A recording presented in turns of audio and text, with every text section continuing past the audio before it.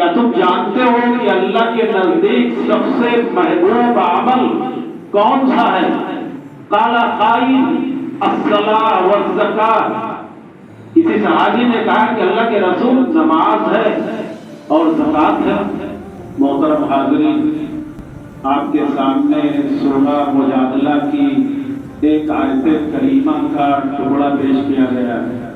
اس آیت کے اندر اللہ نے ارشاد فرمایا نبی صلی اللہ علیہ وسلم کو خطاب کرتے ہوئے، لا تجد قوما یؤمنون باللہ والیوم الآخر۔ اے نبی، وہ لوگ جو اللہ پر اور یوم آخرت پر ایمان رکھتے ہیں، ایسے لوگوں کو آپ نہیں پائیں گے یوادون من حاد اللہ ورسولہ، کہ ان لوگوں سے محبت کرتے ہوں جو اللہ اس کے رسول کی مخالفت کرتے ہیں۔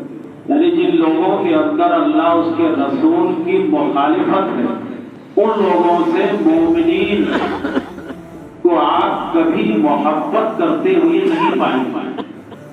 وَلَوْ كَانُوا آبَاءَهُمْ أَوْ أَبْنَاءَهُمْ أَوْ إِخْوَانَهُمْ أَوْ عَشِيرَتَهُمْ، چاہے وہ ان کے سگے باپ ہیں، گویا کہ سگے باپ کے اندر اگر اللہ اس کے رسول کی دشمنی ہے، مخالفت ہے، تو ان سے مومن محبت نہیں کرے گا۔ او ابناءہم، یا چاہے سگے بیٹے ہوں، او اخوانہم، یا سگے بھائی ہوں، او عشیرتہم، یا بالکل سگے رشتہ دار، ایسے لوگوں سے مومنین محبت نہیں کرتے جن کے دلوں میں اللہ اس کے رسول کی مخالفت ہے، دشمنی ہے۔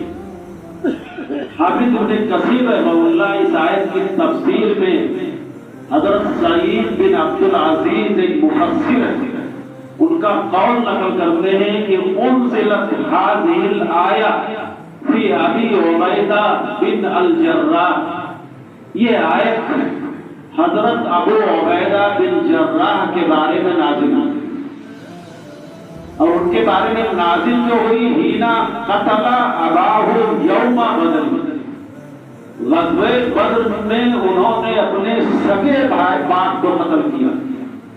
یعنی ابو عبیدہ بن جراح نے اپنے سگے باپ کو جو حالت کفر میں تھے انہیں قتل کیا۔ اسی لیے حضرت عمر بن خطاب رضی اللہ تعالیٰ عنہ نے فرمایا ان کی وفات کے بعد کہ ان ابا عبیدہ لو کان حیا لاستخلفته، اگر ابو عبیدہ بن جراح آج زندہ ہوتے تو میں انہیں خلیفہ بناتا۔ اس کا مطلب یہ ہے کہ اللہ کی دشمنی میں انہوں نے اپنے باپ کو نہیں دیکھا اور باپ کو قتل کر دیا۔ ایسے گردے کا آپ کوئی بھی انسان اس ہوئے زمین کے اوپر نہیں پائیں گے۔ اسلامی شریعت کے اندر ایک اصول ہے الولا والبرا۔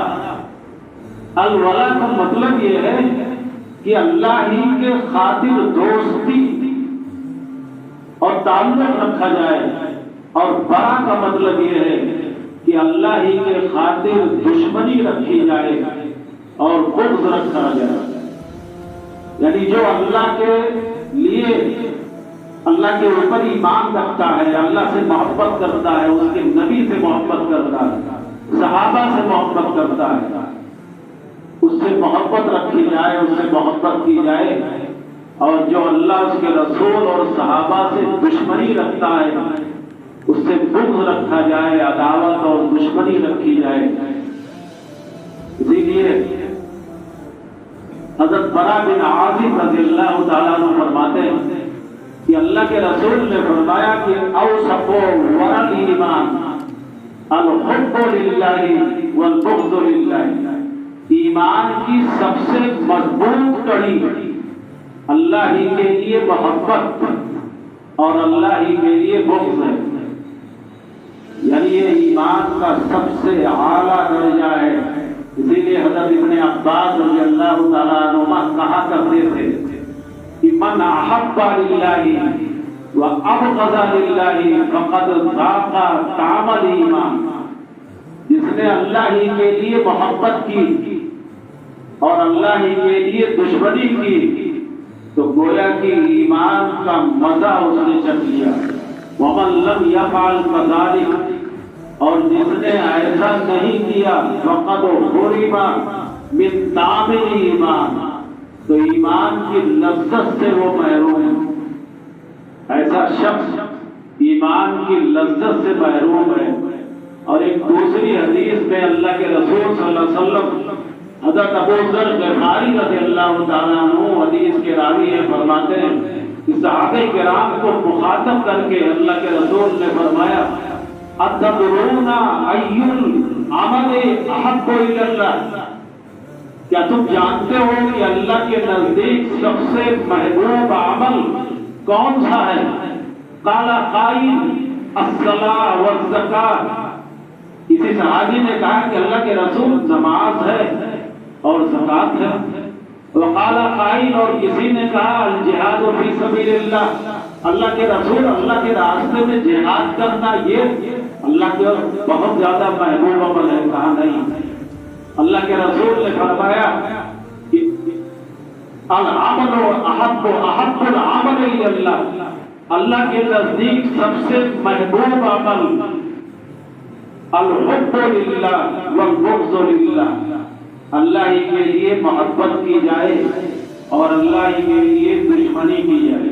اس مختصر سی تمہید کے بعد آج چونکہ حالات جنگی حالات اور کچھ نام نہاد اور مذہب بیزار جو مسلمان ہیں بڑی شد و مت کے ساتھ حمایت کرنے میں لگے ہوئے، اور اگر ان کے بارے میں کہا جائے تو بڑا برا لگتا ہے، یہاں تک کہ مولویوں کو گالیاں دیتے ہیں اور کہتے ہیں کہ جب آتا جاتا کچھ نہیں ہے تو پھر منبر پہ کھڑے کیوں ہو جاتے ہیں؟ ان جاہلوں کو پتہ نہیں ہے کہ شریعت کا معاملہ کیا ہے، ان کو ذرہ برابر بھی پتہ نہیں۔ انہوں نے چند خبریں سن لی، جھوٹی خبریں، جو جھوٹے زمانے کہ یہ خبریں ہیں، اور ہر شخص جانتا ہے کہ اللہ کے رسول نے احادیث میں فرمایا تھا، حضرت انس بن مالک رضی اللہ تعالیٰ عنہ حدیث کے راوی کہ آپ نے فرمایا تھا کہ لوگوں یاتی سیاتی علی الناس سنوات خطات، اور ایک دوسری روایت میں فرمایا کہ قبل امام الدجال سنون خطات، اور ایک تیسری روایت میں فرمایا بین یدی الساعۃ سنون خطات، ایک چوتھی روایت میں فرمایا قبل الساعۃ سنون خطات، قیامت سے پہلے یہ دھوکے کے سال آئے گا۔ تو ان جھوٹی خبروں میں یہ دھوکے میں پڑے ہوئے ہیں، اور آج ان دھوکے کی وجہ سے وہ پورا ایمان ان کا ان خبروں کے اوپر ہو جاتا ہے، اور اللہ کے رسول کی وہ حدیث یہ نہیں سنتے کہ حضرت ابو ہریرہ رضی اللہ تعالیٰ عنہ فرماتے ہیں کہ اللہ کے رسول نے فرمایا ثلاث اذا خرجنا لا ينفع نفسا ایمانها لم تكن آمنت من قبل، تین نشانیاں جب دنیا میں ظاہر ہو جائیں گی تو چاہے جتنا کوئی ایمان لائے ان کا ایمان نفع بخش نہیں ہوگا۔ طلوع الشمس من مغربها، جب سورج مغرب سے طلوع ہوگا، وخروج الدجال، اور جب دجال ظاہر ہو جائے گا، وخروج دابۃ الارض، اور جب دابۃ الارض ظاہر ہو جائے گا۔ اگر کوئی شخص ایسی صورت میں ایمان لائے تو پھر اس کا ایمان اللہ کے یہاں قابل قبول نہیں ہوگا۔ اور آپ جانتے ہیں کہ دجال کے ہاتھ میں سب دھوکہ اور فریب ہی ہوگا، تو ایسے لوگ دھوکے اور فریب میں آ جائیں گے۔ ایسے لوگوں کو سوچنا چاہیے کہ وہ روافض، وہ شیعہ، ان کے عقائد کیا ہیں، ان کے کارنامے کیا ہیں، ان کے منصوبے کیا ہیں، ان کے کرتوت کیا ہیں، ان جاہلوں کو نہیں پتا، یہ ذرہ برابر نہیں جانتے، ورنہ ایسی باتیں نہیں کرتے۔ یہ علماء کو برا بھلا نہیں کہتے، امام نووی رحمہ اللہ کی ایک کتاب ہے مشہور الجامع، اس میں انہوں نے امام ابن عساکر رحمہ اللہ کا ایک قول نقل کیا۔ وہ کہتے ہیں ابن عساکر رحمہ اللہ کہ من اطلق لسانہ فی العلماء باللمس، اگر علماء صحیح علماء کے بارے میں اگر کوئی اپنی زبان درازی کرتا ہے، غیبت اور برائی کرتا ہے، تو وہ جان لے کہ بلاہ اللہ قبل موتہ بموت القلب، تو اس کے مرنے سے پہلے اللہ تعالیٰ اسے دل کی بیماری میں ضرور مبتلا کرے۔ یہ میرا قول نہیں، ابن عساکر بڑے امام ہیں، ان کا قول ہے۔ تو کہنے کا مطلب یہ ہے کہ ہمیں حالات کو دیکھ کر کے اور ان جھوٹی خبروں کو دیکھ کر کے اور ان پر ایمان نہیں لانا چاہیے۔ آئیے دیکھیں جب ان کے نمونے اور ان کے عقائد کیا ہیں۔ صحابہ خاص طور سے انہوں نے نہ اللہ کو چھوڑا، نہ انہوں نے نبی کو چھوڑا، اور خاص طور سے صحابہ کرام کو کس قدر انہوں نے برا بھلا کہا ہے۔ آپ اگر سنیں گے تو دانتوں تلے انگلیاں دبا لیں گے۔ وہ صحابہ جن کے بارے میں اللہ کے رسول نے فرمایا تھا لا تسبوا اصحابی، کئی بار اللہ کے رسول نے کہا میرے صحابہ کو برا بھلا مت کہو۔ فإن أحدكم لو أنفق مثل أحد ذهبا، اگر تم میں سے کوئی شخص احد پہاڑ کے برابر بھی سونا خرچ کرے تو ما أدرك مد أحدهم ولا نصيبه، تو ان میں سے ایک شخص کے معمولی صحابی کے مد یا اس کے آدھے برابر بھی وہ نہیں پہنچ سکتا۔ اور حضرت ابن عباس رضی اللہ تعالیٰ عنہ فرماتے ہیں کہ اللہ کے رسول نے فرمایا کہ من سب اصحابی، یہ اللہ کے رسول کی حدیث ہے۔ اس حدیث کی روشنی میں آپ سوچیں کہ جن کی ہم بڑے تعریفیں کہتے ہیں، وہ کہتے ہیں دنیاوی اعتبار سے کہ وہ مسلمان کے لیے اور مسلم ممالک کے لیے ایک آر ہے، اگر وہ تباہ ہو گیا تو سارے مسلمان تباہ ہو جائیں گے۔ ان کو سمجھ نہیں آتی، ان کو پتہ نہیں کہ وہ دنیاوی اعتبار سے اللہ کے اوپر ان کا بھروسہ اس طرح ہٹ گیا کہ دنیاوی اعتبار سے کس طرح ان کا عقیدہ ہو گیا۔ اللہ کے رسول نے فرمایا من سب اصحابی، میرے صحابہ کو جس نے برا بھلا کہا فعلیہ لعنت اللہ والملائکہ والناس اجمعین، یہ اللہ کے رسول کا قول ہے، اس پر اللہ کی لعنت، فرشتوں کی لعنت، اور اس روئے زمین پر بسنے والے قیامت تک تمام انسانوں کی لعنت ہو۔ وہ صحابہ جس کے بارے میں عبداللہ ابن مسعود رضی اللہ تعالیٰ عنہ فرماتے ہیں کہ اللہ کے رسول نے فرمایا نظر اللہ فی قلوب العباد، اللہ نے پوری انسانیت آدم علیہ السلام سے لے کر کے قیامت تک پیدا ہونے والے تمام انسانوں کے دلوں کو اللہ نے جمع کیا۔ سارے لوگوں کے صحیح حدیث ہے، یہ کوئی قصہ کہانی نہیں، اللہ کے رسول کی حدیث ہے۔ سارے لوگوں کے دلوں کو جمع کیا، فَنَظَرَ فِي قَلْبِ مُحَمَّدٍ خَيْرَ قُلُوبِ الْعِبَادِ، اللہ نے جناب محمد رسول اللہ صلی اللہ علیہ وسلم کے دل کو تمام انسانیت میں سب سے بہتر پایا، فَاسْتَفَاهُ لِنَفْسِهِ ثم تعاصه لرسالته، اللہ نے انہیں اپنے لیے چن لیا اور اپنی رسالت کے لیے چن لیا۔ ثم نظر فی قلوب العباد، پھر اللہ نے نبی صلی اللہ علیہ وسلم کے دل کے بعد تمام انسانوں کے دلوں کو دیکھا، فوجد قلوب اصحابہ خیر عباد القلوب، تو اللہ تعالیٰ نے نبی صلی اللہ علیہ وسلم کے تمام صحابہ کے دلوں کو سب سے بہتر پایا۔ یہ اللہ تعالیٰ وہ چیک اپ چلاتے ہیں، کچھ بھی کراتے ہیں، غلطی ہو سکتی ہے، کیا اللہ سے بھی غلطی ہو سکتی ہے؟ اللہ کے رسول نے فرمایا فَجَعَلَهُمْ عُذْرَا نَبِيِّهِ يُقَاتِلُونَ عَلَى دِينِهِ، اللہ نے انہیں ان صحابہ کرام کو اپنے نبیوں کا عذرا بنا دیا، وزیر بنا دیا جو اللہ کے لیے لڑے۔ ان کا ایک عالم ابھی ایک ویڈیو دیکھ رہا تھا، ان کا ایک عالم تقریر کر رہا تھا ان روافض کا، اور اس جنگ کو غزوہ احد سے تعبیر کر رہا تھا، یہ غزوہ احد سے بھی افضل ہے۔ وہ کہہ رہا تھا کہ غزوہ احد سے بھی یہ جنگ افضل ہے، اور لوگوں اس نے یہ کہا کہ جب غزوہ احد میں نبی صلی اللہ علیہ وسلم کی شہادت کی خبر پہنچی، جھوٹی خبر، تو لوگ چھوڑ کے بھاگ گئے۔ یعنی اس نے لوگ کہا، صحابہ نہیں کہا لوگ چھوڑ کے بھاگ گئے۔ اور آج کی جنگ کو وہ کہہ رہا تھا کہ پوری امت آج اس جنگ کے اوپر متحد ہے اور ساتھ دے رہی ہے، ساتھ دینے والوں کو پوری امت کہا۔ لیکن اسے پتہ نہیں کہ اللہ کے رسول صلی اللہ علیہ وسلم جب زخمی ہوئے تو صحابہ کرام کا حال یہ تھا کہ حضرت طلحہ بن عبید اللہ رضی اللہ تعالیٰ عنہ، انہوں نے اللہ کے رسول کی طرف اپنا چہرہ کر لیا اور پیٹھ کافرین کی طرف تیر آتے، پیٹھوں میں پیوست ہو جاتے، لیکن اللہ کے رسول کو نہیں چھوڑا۔ اللہ کے رسول صحابہ نے اللہ کے رسول کو اپنے نرزے میں لے لیا۔ بہت سارے کن صحابہ کا نام نہ گناؤ، بہت سارے صحابہ کرام، حضرت عمر بن خطاب رضی اللہ تعالیٰ عنہ اللہ کے رسول صلی اللہ علیہ وسلم کو ایک اچھی جگہ پہ، اونچی جگہ پہ لے گئے۔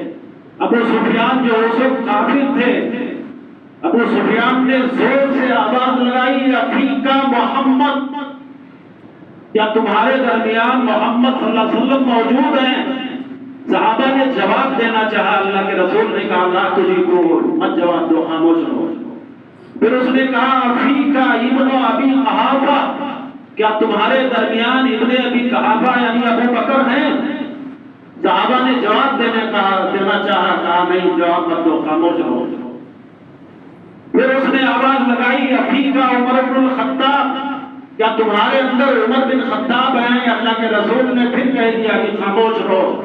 پھر اس نے کہا اپنے ساتھیوں کی طرف مخاطب ہو کر کے اس نے کہا ان ہؤلاء قد قتلوا ولو كان احياء لاجابوا، یہ سب کے سب مارے گئے، اگر یہ زندہ ہوتے تو ضرور جواب دیتے۔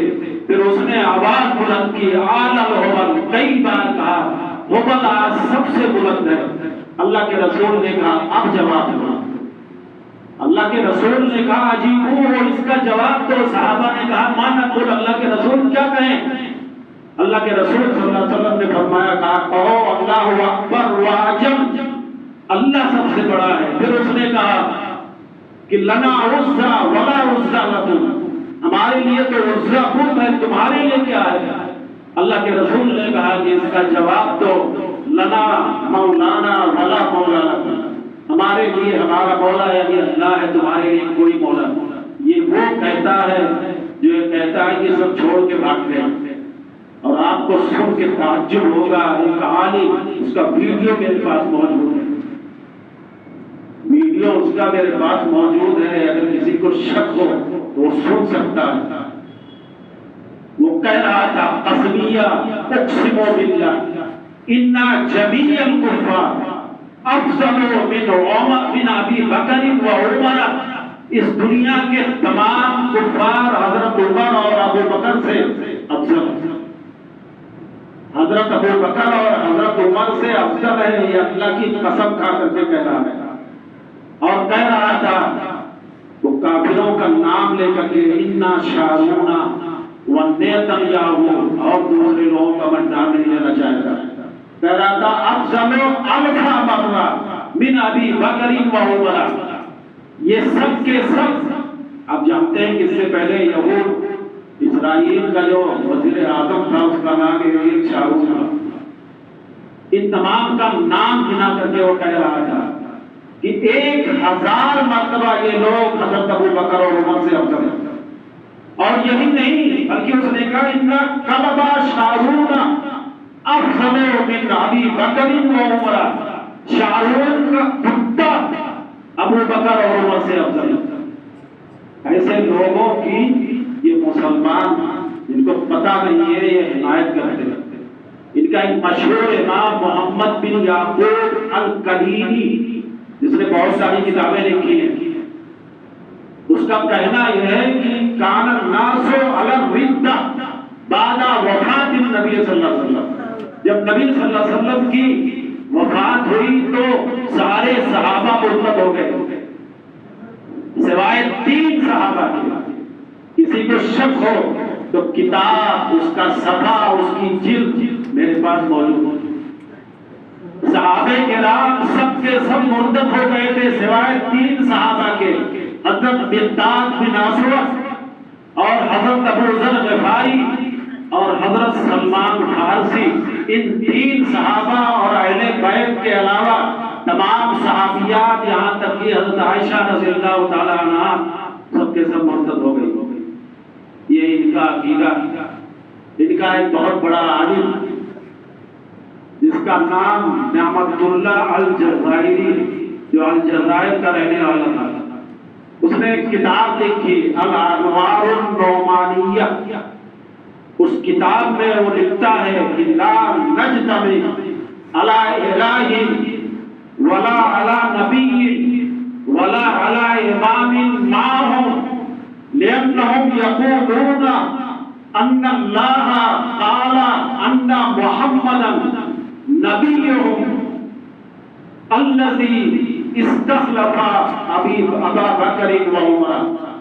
وہ کہتا ہے کہ ہم ایسے مسلمانوں کے ساتھ جمع نہیں ہو سکتے، یعنی عقیدے میں ایک دوسرے سے بالکل الگ ہے، نہ اللہ کے اوپر، نہ نبی کے اوپر، نہ کسی امام کے اوپر جس اللہ نے کہا ہو کہ محمد صلی اللہ علیہ وسلم ان کے نبی ہیں، اور جس محمد صلی اللہ علیہ وسلم نے حضرت ابو بکر اور حضرت عمر کو خلیفہ بنایا، ہم ان پہ عقیدے میں اکٹھا نہیں ہو سکتے، نہ اللہ پر اکٹھا ہو سکتے، نہ نبی پر، نہ کسی امام پر اکٹھا ہو سکتے۔ اور ان کا سب سے بڑا امام خمینی، اس کی کتاب، مشہور کتاب ہے کشف الاسرار، اس کتاب میں وہ لکھتا ہے کہ ہم اس نبی کو نہیں مانتے، ہم اس نبی کو نہیں مانتے جس نبی نے ابو بکر اور عمر جیسے لوگوں کو خلیفہ بنایا، نہیں مانتے۔ اور ان کا ایک امام جس کا نام علی الکوفی ہے، اس کی ایک کتاب ہے الاستغاثہ فی بدع الثلاثہ، اس کی کتاب ہے، اس میں لکھتا ہے کہ حضرت عثمان رضی اللہ تعالیٰ عنہ کی زوجیت میں جو اللہ کے رسول صلی اللہ علیہ وسلم کی 2 بیٹیاں رقیہ اور ام کلثوم تھی، وہ حقیقت میں اللہ کے رسول کی بیٹیاں نہیں تھیں۔ اللہ کے رسول نے انہیں اپنی طرف منسوخ کر لیا تھا، لوگوں کو غلط فہمی ہے کہ ان کی بیٹیاں، یہ ان کی بیٹیاں نہیں تھیں۔ تو بتائیے، ساری حدیثیں اور پوری اسلامی تاریخ اس پر گواہ ہے کہ اللہ کے رسول کی یہ بیٹیاں ہیں، لیکن وہ نہیں مانتے۔ اسی طرح نعمت اللہ الجزائری اپنی کتاب الانوار النعمانیہ میں ایک جگہ لکھتا ہے لا تعجب من هذا الحدیث، اس حدیث پہ تعجب نہ کرو کیونکہ خاص خبروں سے مجھے معلوم ہوا ہے۔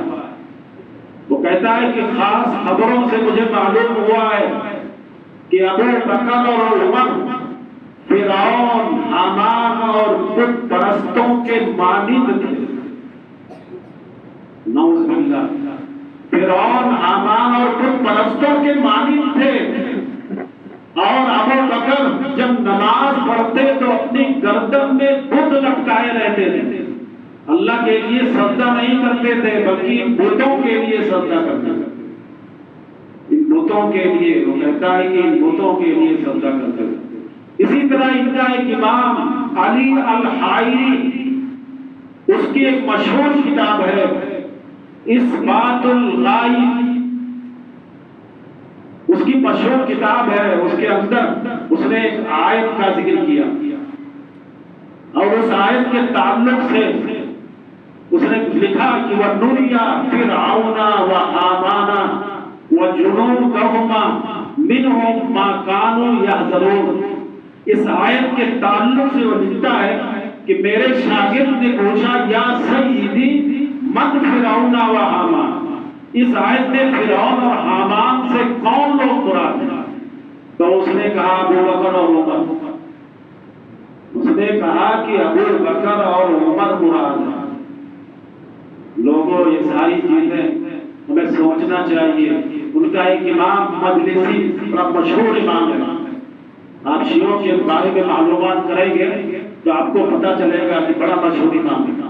اس کی ایک کتاب ہے مرآت العقول، ایک آیت کے تعلق سے وہ لکھتا ہے، اللہ نے فرمایا ربنا ارنا الذین اضلانا من الجن والانس نجعلہما تحت اقدامنا۔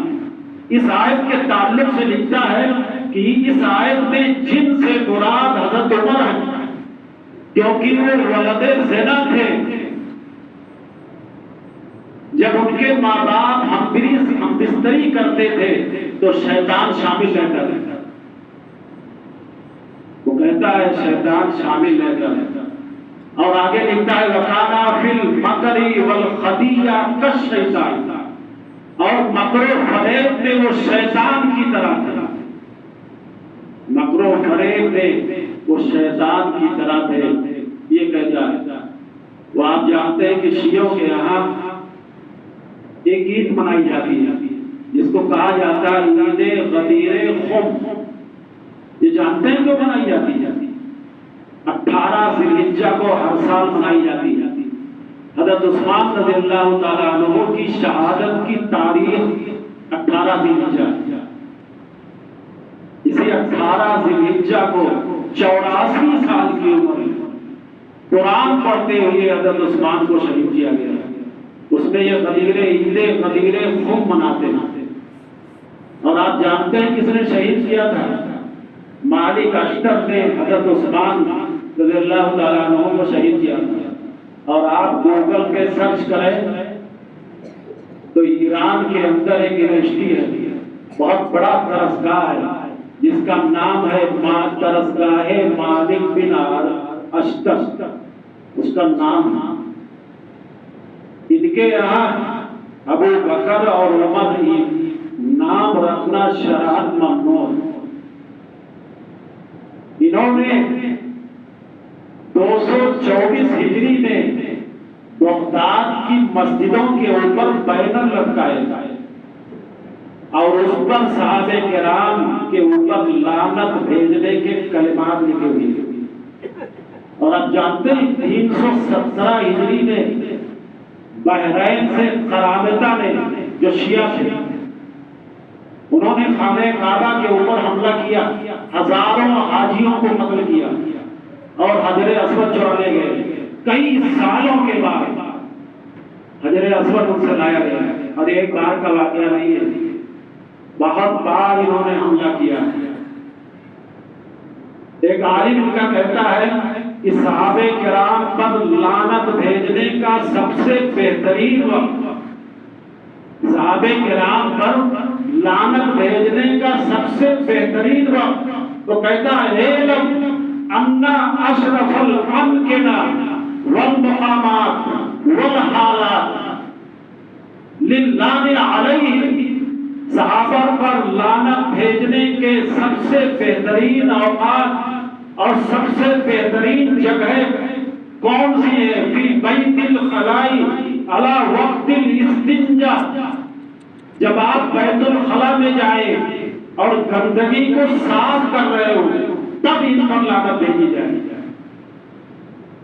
ان صحابہ کرام کے اوپر تب لعنت بھیجی جائے۔ لوگوں ہمیں باتیں تو بہت ساری ہیں، ہمیں ان ساری چیزوں پر سوچنے کے بعد اور حقیقت کا آشکارا ہونے کے بعد کم سے کم ہم خاموش رہیں، کوئی اپنی زبان سے کوئی ایسی بات نہ نکالیں، کہیں ایسا نہ ہو کہ ہمارا ایمان بھی چلا جائے۔ لوگ ان کا عقیدہ ہے کہ یہ قرآن محرف ہے، یہ قرآن جو آپ کے ہاتھوں میں موجود ہے یہ تحریف شدہ ہے، یہ ان کا عقیدہ ہے۔ اور ان کا ایک عالم حسین بن محمد النوری اپنی ایک کتاب میں کہتا ہے، اس کا نام ہے فصل الخطاب فی تحریف کتاب رب الارباب۔